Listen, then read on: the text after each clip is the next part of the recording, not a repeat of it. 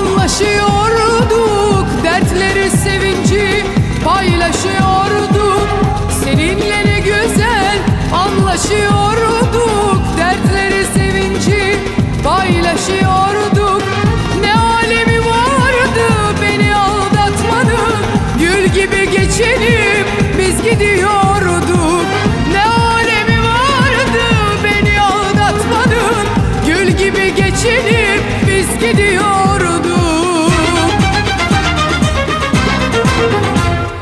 Şimdi sen benimle sakın uğraşma, aşk bitti diyorum, bana sırnaşma.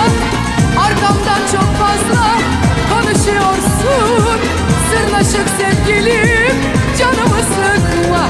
Şimdi sen benimle sakın uğraşma, aşk bitti diyorum, bana sırnaşma.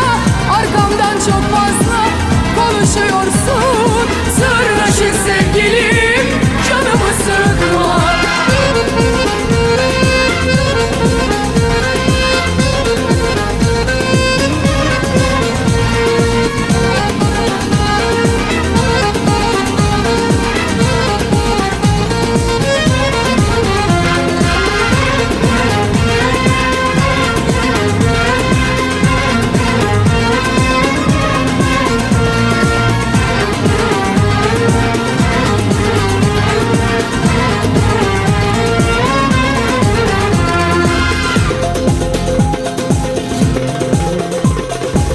Gel beni kendine hiç bulaştırma, o defteri açıp çok karıştırma.